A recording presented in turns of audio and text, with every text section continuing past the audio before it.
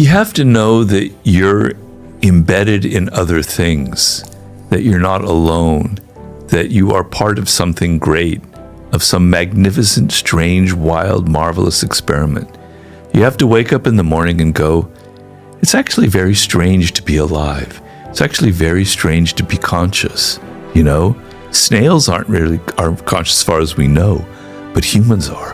What a strange, wild experiment this is. You are part of something that is absolutely immense, that goes back not 1,000 years, not 1,000,000 years, but billions of years. You and your brain were formed out of the explosion of stars, right? That's formed the universe. We haven't found life on any other planet so far as we know, and we've been searching pretty hard. There probably is. Maybe there isn't. But the fact that there was a sun that illuminates this one planet just far away enough from the sun so that the weird experiment of life could begin 3 or 4 billion years ago, and that the evolution of life took all of these strange twists and turns that could have never ended up with humans. If you follow evolution, the chances of humans evolving was very, very slim. Our species nearly died out 80,000 years ago in a plague. The fact that you and I are here talking in the English language with this technology is absolutely, the odds against it are mathematically almost impossible, but it's real. So you, Michael, and everyone out there, you're part of this. You are not alone. Your atoms inside of you are atoms that are in everything. The energy inside of you is in everything. Your mind is not just simply inside of your head. It's actually enveloped in the universe, in the cosmos.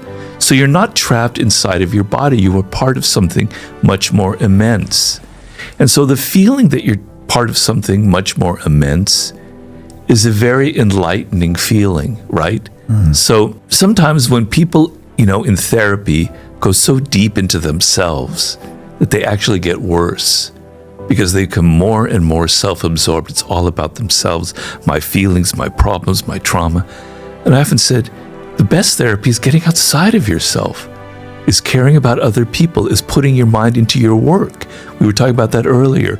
When you put your mind into your craft, that is an act of love. You're uniting with the work. I said at the one point that the highest point of mastery is that great piano, the piano you're playing is inside of you. That chessboard, Bobby Fischer, the great chess master, the chessboard was inside of his head. That's why he could see so many moves in advance. You are united, you are connected to the thing that you're studying, which is an act of love. It's connection, it's a union, right? So the best therapy in the world is to get outside of yourself and to see the webs of connections that are enveloping you in your work, in your family, in your country, in the environment, in the cosmos. That's, to me, what I'm trying to explain in the sublime. The sublime is something that kind of crushes the ego, which is a great thing, So the first chapter is about just facing what I just talked about, the cosmos. How insanely insignificant you are in a way. You're like a grain in the sand. You're no more than that, right? And yet, you're part of this insane, immense experiment. So that's a form of love. It's a sense of connection that takes you outside of it.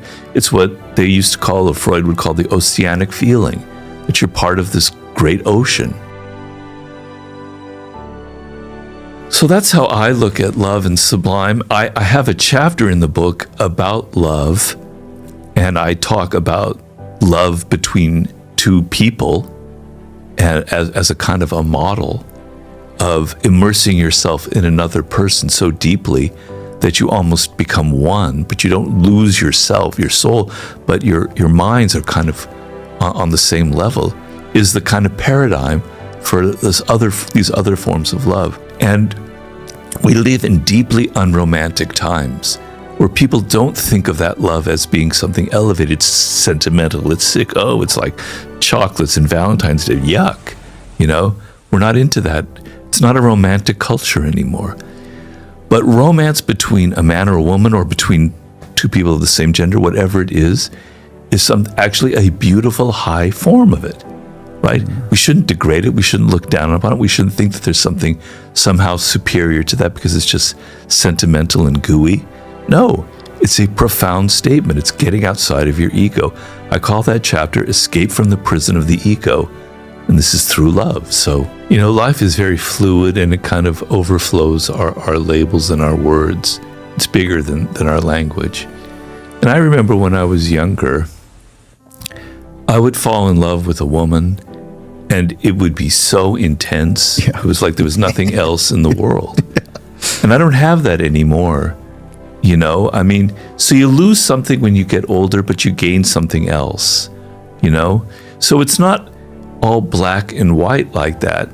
You do lose something as you get older. Even with our wisdom and our intelligence, we lose some of that intensity. We lose that ability to just go absolutely crazy for another person. So it's not like one is better than the other. It was certainly a wonderful thing to be 18 and to feel that, because I'll never feel it again. It's gone. That sense of, if I don't have her, I'm going to die kind of thing, right? And I wish young people would have that.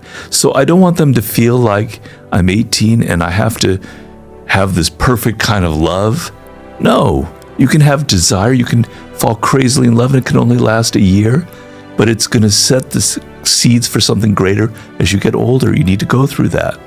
And the feeling of falling in love is letting go of your defenses and being vulnerable, right? Mm. And the problem I see, and I hate to sound like such an old, cranky person, but I see a lot of younger people afraid of being vulnerable, afraid of letting go of their defenses and just falling. We say fall in love, fall. And if you get hurt, it's okay, because it's going to be a lesson that you're going to learn, and you're not going to get skittish. You're going to go into another relationship, into another one, and then eventually, hopefully, you'll find one that fits. But I don't want to have a single label of what it should be for you, because there are many different kinds of love, and they all kind of have a purpose behind them. I would pick out Leonardo da Vinci because he is sort of the icon of the book Mastery. He's known for mastering several things and finding the connections between them. And I guess I'd like to ask him, at what point did you feel like your brain was moving onto another level? So I was very interested in his process, in his evolution, because if you look at it, he lived into his 60s and then died. And he was basically working for 40 years. I do this math sometimes, and I'm absolutely astonished. 40 years of work, you could do the math and come up with how many days that is. I mean, if I did that in my head, it's like close to 18,000 days or something like that. Please, no, it's more than that. I don't know, I'll figure it out. But anyway, it's not much. And yet to reach that level, how do you get there? You day by day by day, you don't know it, you don't understand it, you don't see it, the progress. But I want to know, when he felt like there was something different going on in his brain. Because I studied him deeply, and I studied his childhood, and I studied the process and how he thought. But it still remained a mystery to me how he was able to reach that level where he could draw up flying machines and figure out heavy hydraulic problems, etc. I can't understand it, and I wanted to ask him about how the details of how his brain worked and when he reached this point of mastery.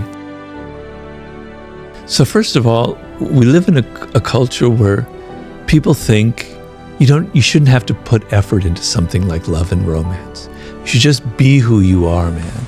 I don't have to put on a role. I don't have to play a game. That's manipulative, blah, blah, blah, blah. No, I'm sorry. Love and romance is something that is almost biological. If you look at animals and mating rituals, they're incredibly elaborate. Seduction is a mating ritual. And so the worst thing you can feel is that this person isn't putting any effort into something. Let's just say it's from the woman's point of view. This man, he just shows up wearing jeans and his usual sloppy outfit. He doesn't comb his hair, etc., etc., etc. He takes me to the pub for dinner on our first date. he's not thinking about me. He's not willing to put any effort into it. If he's not willing to put any effort into it, what's it going to be like 3 months down the line when he completely takes me for granted, which is what happens in a relationship? Am I not important enough, right? Whereas the ability to have a little bit of effort, to think of it as kind of theater and drama, and that there's nothing evil about it. So I'm going to dress nicely. I just have to be fancy. Just that I'm going to, I'm going to put some effort into how I look. I'm going to take her to a place that I'm not talking about candlelights and roses and that kind of crap. You can be creative. It can be somewhere that's scuzzy, that's on the wrong side of town, but it's different and it's appealing to, and you put some thought into it. There's a reason you're taking her there, right? If you're not able to let go of your kind of tightness when it comes to a woman, something's wrong with you, man. Just let go. Spend some extra money. Spend the extra 10 quid that you might need to spend on taking her to someplace different. But it signals a kind of cheapness. And it's not about money. It's about a cheapness in your spirit, right? She's not worth, letting go. Okay, maybe you don't have that much, but my God, you have enough. It's not going to make, if you're that poor, then okay, maybe. But probably not. You could afford it. Show that it means something to you. Seduction is a language. It's not a language of words. It's a language of gestures that we're paying attention to. We're paying attention to people's body language. We're paying attention to their actions, to the things that they never say. So when you signal that discounts are so important to you that even on the first date you have to have a discount, you're signaling that there's something tight about you in your nature, and it's not very pleasant. A lot of it is, I'm afraid to say, is internet porn, where you get the idea that sex is something that should be very easy and quick, and that women should have that kind of body and physique, etc., and that becomes your norm, etc. That can be very damaging. But the idea that things must come easy and quick is very prevalent. And to win over someone like, let's say you're a man and it's a woman who might be reluctant to have sex for good reason or reluctant to have a relationship, requires some effort. It requires some thinking. You can't just hack your way. You can't just swipe and get it. You can have your internet sex, but you're not going to get that in real life. It doesn't work that way. It takes time. It takes patience, and you're going to have to work at, and you're going to be rejected. Being with people is a skill. Being a social animal, although there's a part that comes naturally, if you spend all of your time here, you're losing that skill of how to respond to people's body language. Half of the thing is you're sitting in a bar opposite, let's say it's a woman, and how she crosses her legs, how she sips her drink, how she looks at you, how she touches her hair. She's signaling things. It's a language. It's a beautiful language, right? You have to learn it, and you're not going to learn it here because you can't. You have to be in person. It has to be skin to skin. You have to get a feel for what other people are thinking and feeling. And we're actually really, really good at that. Humans that's what makes us human. It's called mirror neurons. I can sense what's going on in your mind. I can read your body language. You have to get out in the world, and you have to put yourself physically out there and try and have rejection. And I know it sounds awful, but it is a skill in a way where you're learning how to understand and deal with people and understand who they are and get inside their spirit. It takes time and effort and patience. So for young men, you have to realize that, right? If you think everything has to be easy and quick, it's never going to work for you. And then I talk about the Hollywood actor Errol Flynn, who is perhaps numerically the greatest male seducer ever, because it's estimated that he had seduced close to 3,000 women, and he died when he was 50. And if I did the math one day, how can that possibly be? And I tried to research what was his secret, And it was hard to find out. Finally, I found a book written by a woman whom he had seduced, another actress. And she said, he was so relaxed and so comfortable. It was like an animal type thing. And then when I would sit with him, it was almost as if I had drunk 2 martinis just sitting next to him. His comfort and his security and his confidence, his relaxed attitude, it just made me drunk. So feeling relaxed, feeling confident and not defensive and comfortable with yourself is a very powerful seductive quality. I mean, there are many of them, but that's one that I would point out.